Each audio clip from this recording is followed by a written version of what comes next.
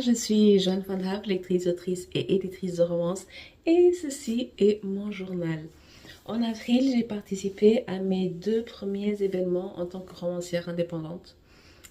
Jusqu'à présent, j'ai toujours eu le soutien logistique de soit de ma maison d'édition, soit de la librairie, soit des organisateurs, etc. Et cette fois-ci, pour ces deux événements, euh, en fait, j'organisais tout de A à Z et c'était très particulier. Et ce n'est pas que je n'avais pas le soutien des organisateurs, surtout que pour le premier, je faisais partie des bénévoles, mais c'est que c'est la première fois que je dois gérer et les livres, le stock de livres, et comment on paye, et est-ce que j'ai de l'espèce sur moi, est-ce que j'ai de la monnaie sur moi, est-ce que j'ai tout ce qu'il me faut, est-ce que j'ai la déco, est-ce que j'ai tout, est-ce que j'ai pensé à toutes les possibilités, éventualités, etc. Et du coup, je suis sortie du mois d'avril, je suis sortie de mon deuxième événement en train de me dire que c'est quand le prochain. Le samedi 4 avril, il y a eu le Festivali à la bibliothèque Alexis de Tocqueville à Caen. C'est une magnifique, magnifique bibliothèque, la plus grande de Caen et la plus grande du Calvados, je crois. Mais vraiment, du genre, non seulement l'architecture de derrière est déjà assez futuristique, mais de l'intérieur, la vue sur le canal, la vue sur Caen, du genre waouh. Et c'est immense, c'est vraiment immense. Et au départ, j'étais supposée être bénévole et soutenir non seulement euh, Anaïs Lemoine comme Evelyn Jones pour les ateliers de poésie les ateliers de poésie et de romance, mais l'atelier de poésie était au rez-de-chaussée et l'atelier de romance était au deuxième étage de cet immense bateau. Et à la fin, bon, j'ai été bénévole uniquement pour la romance. J'apprécie la poésie, hein, mais et la romance, c'est ma life, n'est-ce pas? Et donc j'ai été la seconde main de d'Evelyn Jones, ma consoeur autrice de romance. Et j'aime collaborer avec Evelyn parce que nous avons la même vision de la romance et nous voulons défendre la romance et nous protégeons la romance, la vraie romance riche, diverse, dépaysante, profonde et avec un happy end assuré. Donc, travailler, collaborer, écouter Evelyne parler de romance, et genre, c'est un plaisir.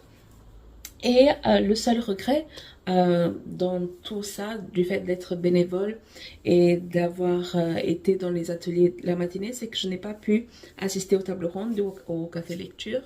Et justement, bah, il y avait une table ronde sur la romance. J'aurais adoré aller jeter un coup d'œil, mais on fait des choix.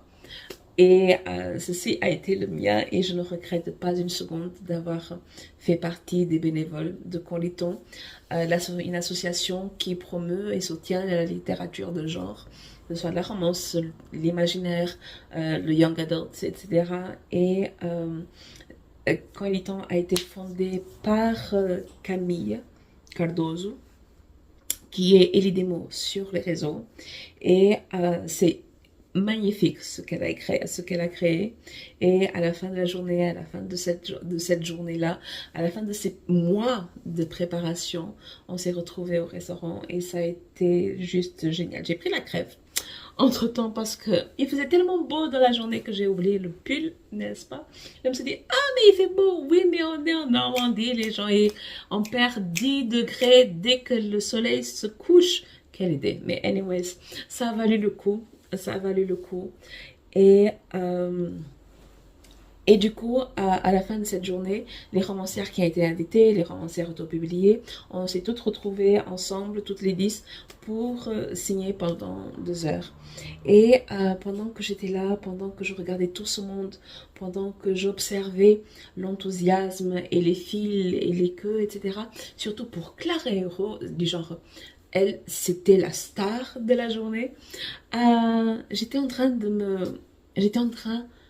de réfléchir, de penser à mes projets, de penser à ce que je veux, à ce que je veux écrire, à ce que je veux proposer, à ce que je vais faire, à ce que je veux donner, à penser à mon futur de romancière, en fait. Et cette année, j'ai décidé d'être plus transparente à ce sujet-là.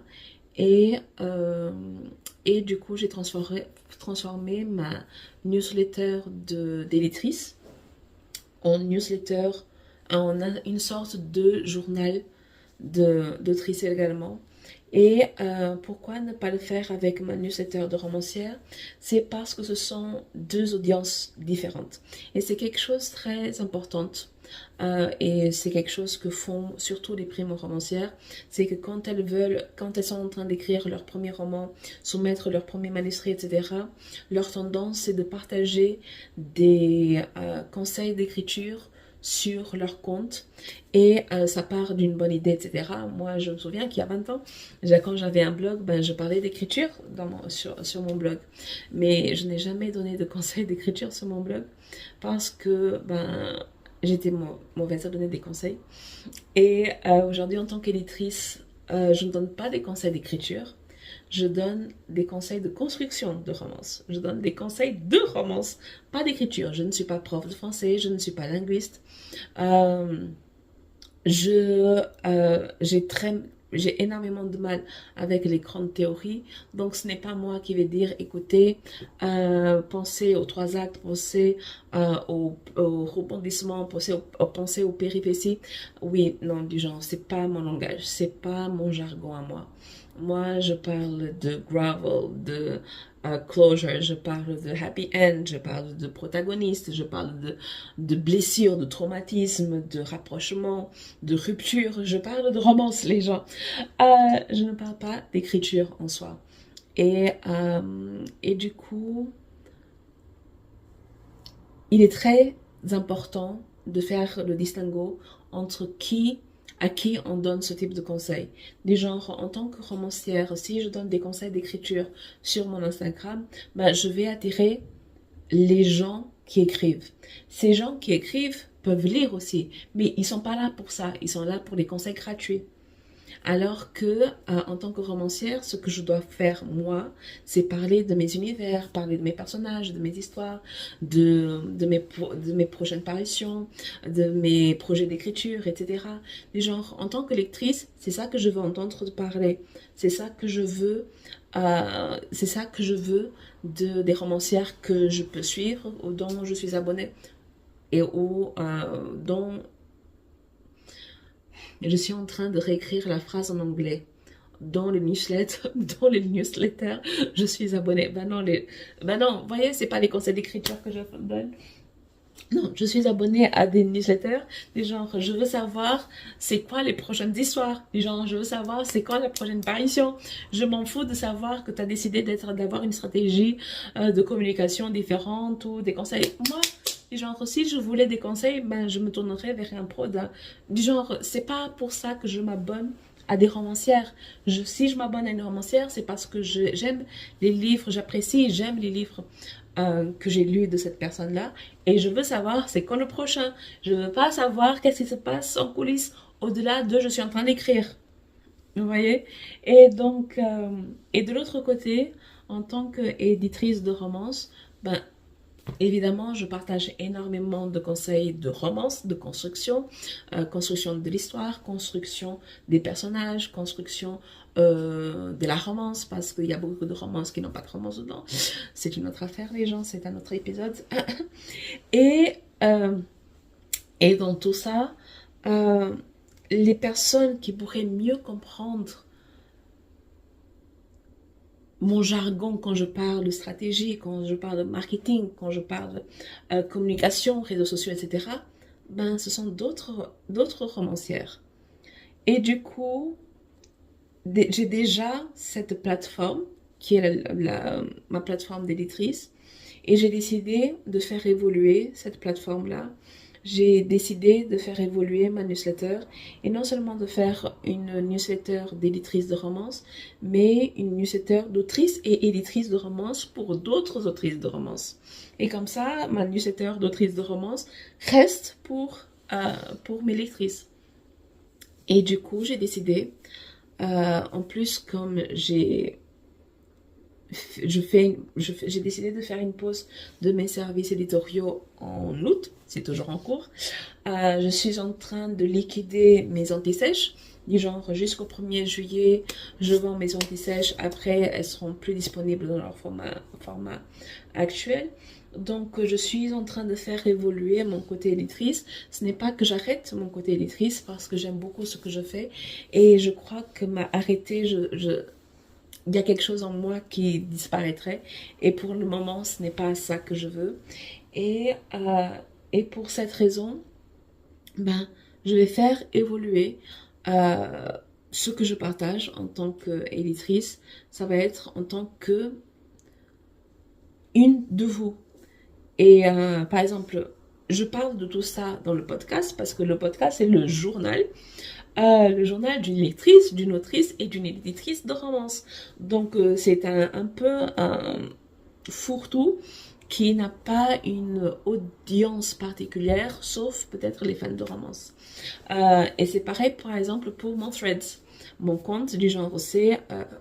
d'ailleurs, dans ma bio sur Threads, j'ai mis ici on parle de romance, la vraie avec The Very Happy Ends. Donc ici sur ce podcast, on parle de romance, la vraie avec The Very Happy Ends. Et du coup, je parle de toutes les facettes de la romance. Alors que par exemple sur Instagram, de la même façon que j'ai séparé mes newsletters, il y a mon compte Joan Van Haf qui est pour les romancières. Ma bio dit j'écris des histoires d'amour et d'amitié avec des personnages de tous les jours et lis, choisis ton prochain coup de cœur. Et il y a mon compte éditrice de romance où je parle de romance, je parle de construction, etc. Et donc dans l'évolution plus naturel, c'est que je vais continuer à donner des conseils de construction, je vais continuer à parler de romance, je vais continuer à partager mes réflexions, à partager mes leçons, à partager ce que j'apprends, ce que je lis à propos de romance. Et en même temps, je vais lancer une sorte de journal d'écriture ou journal de publication, etc., où je vais être transparente sur ce que je veux faire, comment je veux faire, pourquoi je veux le faire. Je vais parler de stratégie, mes stratégies, et je vais parler de mes lectures en non-fiction. À propos de romance, je vais partager ce que j'ai appris, et ce que j'ai appris et que j'applique parce que jusqu'à présent, j'apprends beaucoup de choses, mais je n'applique pas. J'apprends, j'emmagasine, et à la fin, tout est là et Joanne, fais quelque chose avec les gens, comment dire en anglais, agilise quoi. Et je ne le fais pas. Et donc, ma résolution, mon objectif avec la transformation, l'évolution de ma newsletter, c'est non seulement de partager mes lectures, et dans le moment où je vais partager mes lectures, je serai en train de créer des plans d'action pour moi. Je serai en train de créer d'expérimenter et je vais partager ça. Et il y aura certains sujets qui seront beaucoup plus personnels que d'autres. Et du coup, il y aura des articles, des lettres qui seront payantes, du genre c'est 5 € par mois et 50 par an. Je ne peux pas faire moins que ça. Substack ne me permet pas de faire moins que ça. Et je vais être aussi transparente que je peux, jusqu'où je me sens confortable. Par exemple, je ne vais pas partager mes chiffres parce que je ne suis pas confortable à parler de mes chiffres parce que je n'aime pas mes chiffres. Donc, en toute transparence, là, en toute honnêteté, je n'ai pas encore atteint mes objectifs et je n'ai pas envie de parler d'un objectif qui n'est pas atteint. Donc, j'irai jusqu'où je pourrais. Et je pourrais dire, par exemple, oui, ceci a augmenté mes ventes de 30%, etc. Est-ce que ces 30% veut dire 3 livres en plus, ou 30 livres en plus, ou 300 livres en plus? On verra. Du genre, ça, je pense que plus je partagerai, plus je serai à l'aise à l'idée de ce partage-là. Mais en attendant, je ne suis pas encore à de, un stade dans lequel je suis confortable. Et, mais au-delà de ça, tout continue comme normal. Je partage mes lectures, je partage mes conseils, etc., etc., etc. Et, euh, et donc, je reviens aux événements. Donc, mais certaines idées me sont venues pendant le Festivali et ils se sont confirmées lors de la rencontre à Ifresi. On était 10 artistes, des genres, on était écrivains, il y avait de la romance, de l'histoire, de la fantaisie, de l'historique, il y avait de la BD, de la jeunesse, etc.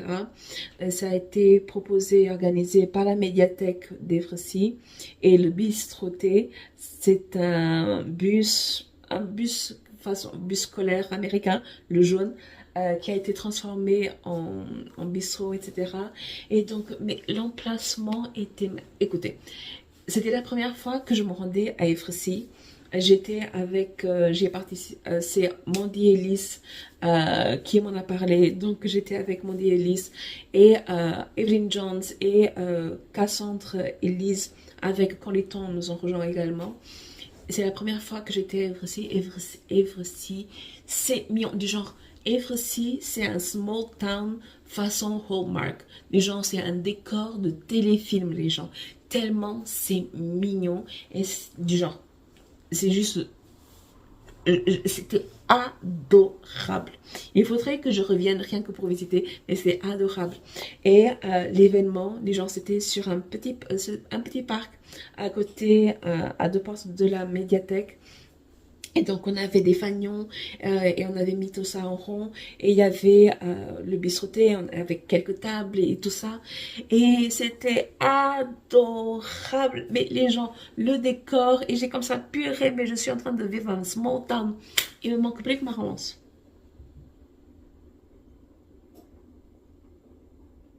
Qui a dit quoi? Et à ce moment, j'étais beaucoup plus à l'aise. J'avais beaucoup plus de place pour présenter mes livres, pour mettre tous mes livres en avant. Et à ce moment-là, et c'est la première fois que mon côté éditrice a vraiment aidé mon côté romancière, quand il y a une éditrice qui a dit: ah mais moi je ne suis pas du tout romance.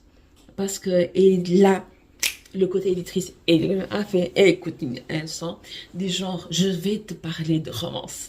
Et j'ai essayé de montrer que la romance, c'est pas juste la romance comme les harlequins qu'on pouvait lire dans les années 70 et 80, où c'était très superficiel, très très très formaté, où le seul but c'était l'amour et il n'y avait rien d'autre qui se construisait autour.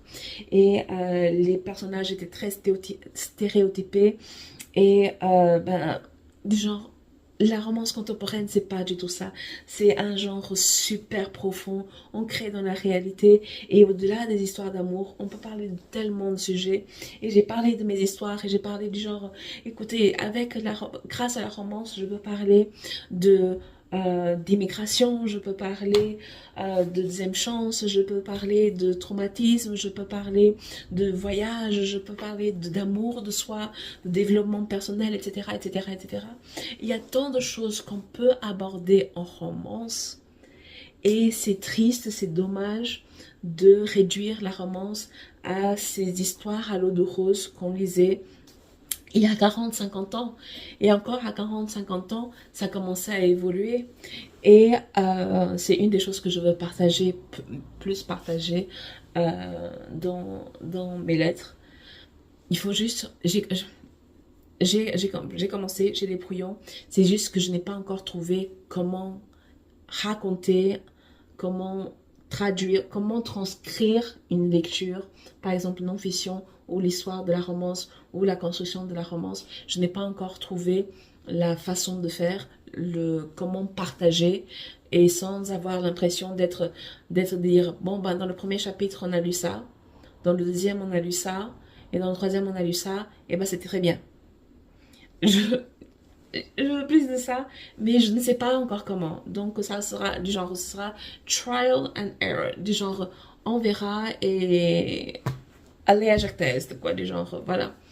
Et, et du coup, j'avais déjà compris ça euh, au festival, mais avec Efrossi, c'était vraiment la concrétisation de cette réflexion. Du coup, on se dit que pour chaque livre, il y a une dizaine de pitchs qu'on peut faire, dépendant de la personne à qui on veut vendre. Et c'était très particulier, du genre Promesse du bout du monde. C'est le roman que je veux mettre en avant. Ceci est la première couverture et j'ai décidé de changer la couverture juste avant le festival. Et, euh, et Promesse du bout du monde, c'est le roman que je veux mettre en avant parce que c'est un one-shot. Et non seulement c'est un one-shot, c'est un slow burn. Donc pour les personnes qui n'aiment pas la romance, on peut avoir le temps d'arriver à la romance. C'est un sujet qui m'est cher, l'immigration, la guerre civile, etc. Ce sont des thèmes qui me sont chers, entre l'immigration et les réfugiés, la guerre civile. Et c'est la porte d'entrée à tout mon univers. Donc, je voulais mettre ça en avant et rien que pour parler de Promesse du bout du monde, dépendant de avec qui j'étais en train de discuter, et ben l'angle changeait. D'un côté, je pouvais dire oui, mais parce que mon héroïne est blanche et africaine blanche, je peux parler de la discrimination envers les réfugiés d'une autre façon parce que elle passe entre les mains du filet. Pour quelqu'un qui adore les tropes, etc., je dis ça c'est un mariage arrangé, des genres des mariages arrangés, proximité forcée et des frenemies parce qu'ils ne se supportent pas, mais ils vont devoir se marier, etc. Donc, dépendant de la personne, je pouvais moduler mon histoire, moduler mon pitch, mettre en avant ce qui pouvait l'intéresser. Et c'est un exercice que je suis encore loin d'avoir maîtrisé, mais qui m'a plu dans le sens où, ok, c'est vraiment pas mon exercice préféré, mais je peux partager quelque chose qui m'est cher sans la trahir à des publics différents. Et, euh, et c'était très... Et à la fin des Frossi, j'ai retrouvé Mandy et Evelyne et Cassandre et Lise et j'ai dit bon bah c'est quand le prochain. Donc je cherche des salons à Caen-la-Mer. Un peu dans le Calvados, du genre on a une petite couronne où on va aller, je crois, il faut que je vérifie, de Bayeux à Lisieux et d'Evrecy à Ouistreham, quelque chose comme ça. Genre, ça fait déjà un bon cercle. Et j'ai tellement de projets. Et quand j'étais là, j'ai tellement de projets, j'ai tellement envie de rencontrer les gens, j'ai tellement envie de proposer de nouvelles histoires, j'ai tellement envie de participer à des tables rondes, j'ai tellement envie de partager cette passion qui m'anime et qui nous anime tous et toutes. Et ouais, donc le mois d'avril a été très riche en organisation, en événements, en évolution, avancement dans ma carrière parce que jusque-là j'étais très retirée, j'étais très cachée, très en coulisses, très dans l'ombre et il est temps que je vienne au devant de la scène, il est temps que je vienne dans la lumière et il est temps que je me fasse vraiment un nom parce que c'est ma passion et c'est ce que je veux faire. Et donc, si tu es intéressé en tant en tant que lectrice, ma newsletter c'est joannevonhaaf.substack.com. Là, je parlerai uniquement de mes univers, de mes projets, de mon écriture, de mes corrections, de mes avancées, des dates, etc., de mes événements, etc. Et si tu es non seulement lectrice, mais aussi autrice et ça t'intéresse que je partage avec toi mes apprentissages, mes conseils de construction, pas d'écriture, mes stratégies, mes expérimentations, mes échecs et mes réussites, etc., c'est éditrice de romance.substack.com. Il y a certaines lettres qui seront payantes. L'abonnement payant n'est pas obligatoire. Du genre, je crois que je n'ai encore rien publié qui était payant. Mais pour le moment, il n'y a vraiment rien. Pour le moment, il n'y a rien qui est payant. C'est juste que ça va viendre. Et encore une fois, quand ce sera très personnel, où il y aura des choses que je ne voudrais pas forcément partager publiquement pour des raisons, ben, j'ai pas, juste pas envie, ben, ce serait payant. Et il y aura peut-être certaines leçons qui seront payantes aussi, je ne sais pas encore. Ça va évoluer et ben, j'espère que vous évoluerez avec moi et c'est ça. Donc, je suis Jeanne Van Half et ceci est le journal, c'était le journal d'une lectrice, autrice et éditrice de romance qui se pose tout plein de questions sur comment conquérir le monde, une romance à la fois.